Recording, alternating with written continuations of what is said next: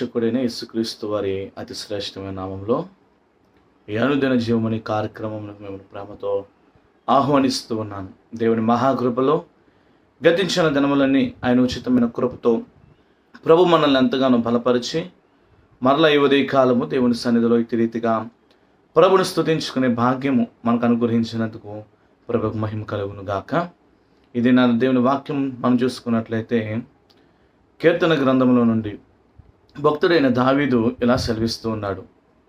కొండల తట్టు నా కన్నులు ఎత్తుచు ఉన్నాను, నాకు సహాయము ఎక్కడి నుండి వచ్చును.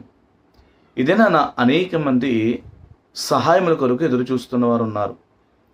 ప్రతిరోజు ప్రతి మనిషి వారి యొక్క ప్రయాస, వారి యొక్క ఆలోచన, వారి యొక్క ఉద్దేశములు దేనిని బట్టి నడిపింపబడుతున్నాయి అంటే సహాయము కొరకు.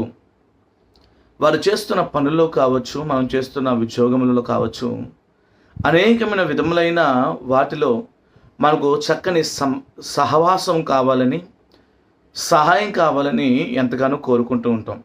కానీ దేవుని వాక్యం అంటుంది, లోకములో ఉన్నదంతా కూడా వ్యర్థమని, ఈ లోకములో ఉన్న సహాయములు తాత్కాలికమని దేవుని వాక్యం సెలవిస్తుంది.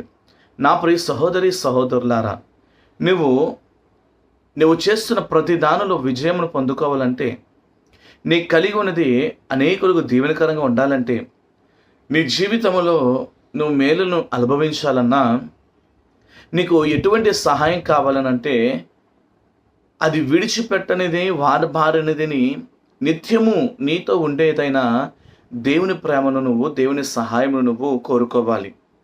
భక్తులు అనేక మందిని మనం చూసుకున్నట్లయితే వారు లోకమును విడిచిపెట్టి, లోకములో ఉన్నదంతా వదిలివేసి ఉత్తమమైన అనుకూలమైన భక్తిని వారు చేయగలిగారు. కాబట్టి వారి జీవితములు ఎలా దీవింపబడ్డాయనంటే అనేకులకు ఆశీర్వాదమై వారి యొక్క సహాయము పొందుకున్న, దేవుని సహాయం పొందుకున్న వారు శ్రమలలో, ఇబ్బందులలో, కొలవులో, అనేక విధములైన ప్రయాసలలో వారు విజయాన్ని పొందుకోవడానికి గల కారణం దైవ చిత్తానుసారమైన సహాయం వారికి దొరికింది.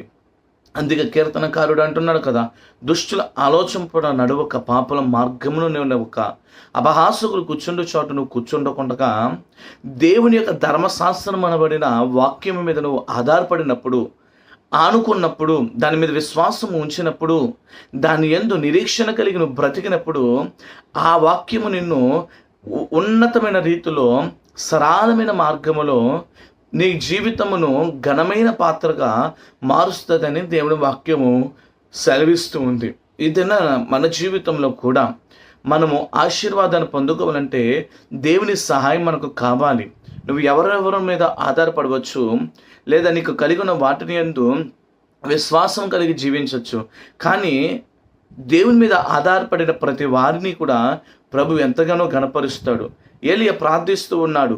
అనేక మంది ఏలియా ముందు సవాలు వేస్తూ ప్రార్థన చేసినప్పటికీ కూడా ఏలియా విశ్వాసముతో ఒక్కడే దేవుని ఎదుట నిలబడి దేవుని యొక్క ఘనమైన కార్యములను అనేకులకు తెలియపరచాలని ఒక ఉన్నతమైన దృఢ నిశ్చయము కలిగి ఏలియా ప్రార్థన చేస్తూ ఉండగా ఆకాశము నుండి అగ్ని కురిపింపబడ్డాది. ఇదైనా నువ్వు ప్రార్థన చేస్తూ ఉండగా నీకు వ్యతిరేకంగా, విరోధంగా, భిన్నముగా ఏదైతే నీ జీవితానికి హానికరంగా ఉందో వాటన్నిటిని కూడా నీ ప్రార్థన దహించి వేస్తుంది.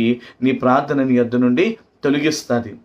మరి దినాన్న నువ్వు దేవుని యందు విశ్వాసం కలిగి, విధేయత కలిగి, ఆయన మీద ఆధారపడి నీ ప్రార్థనకు నువ్వు జవాబును పొందుకోగలిగినట్లయితే ఆయన నీకు తోడుగా ఉండి నేను అంచెలంచెలుగా ఆశీర్వదించడానికి ఆయన చాలిన దేవుడు. మరి దినాన్న దేవుని యందు విశ్వాసం ఉంచిన ప్రియ సహోదరి సహోదరుడా, నువ్వు ఎవరి వైపు చూడాలంటే దేవుని వైపు చూడాలి. ఎవరి వైపు నీ చేతులు ఎత్తాలంటే దేవుని యొక్క సహాయం కొరకు దేవుని చేతులు ఎత్తాలి.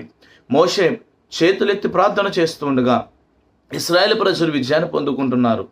ఎప్పుడైతే చేతులను దించుతూ ఉన్నాడో అప్పుడు ఇశ్రాయేలు ప్రజలు ఓటమును చూడగలుగుతున్నారు. అప్పుడు మోషే ఒక ఉన్నతమైన యుద్ధాన్ని చేయడానికి, దేవుని యొక్క సహాయం పొందుకోవడానికి ప్రార్థనాపూర్వకంగా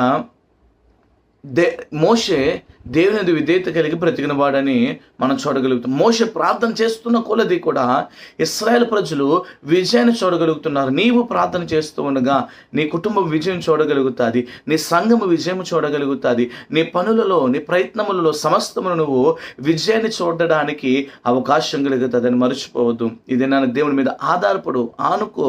అయ్యా నువ్వు నాకు సహాయంగా ఉండు, నీవైపే నా చేతులెత్తుతూ ఉన్నా, నీవైపే నా కనులెత్తుతూ ఉన్నా, నువ్వు నాకు సహాయం చేయని దేవుని యందు విశ్వాసంతో నువ్వు ప్రార్థించగా ప్రభు నీ ప్రార్థన ఆలకించి నీ దినము జీవితములలో అభివృద్ధిని ఆశీర్వాదమును కలగజేయటకు ఆయన చాలిన దేవుడని మర్చిపోవద్దు.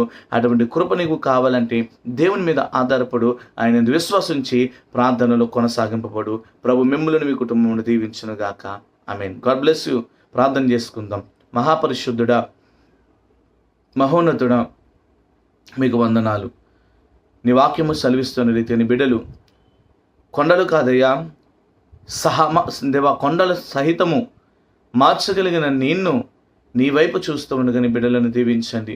వారికి తోడుగా నీడిగా మాకును ఆదరణ దయచేయండి. మా ప్రతి ఒక్క ప్రయత్నములలో మాకు విజయాన్ని దయచేయండి.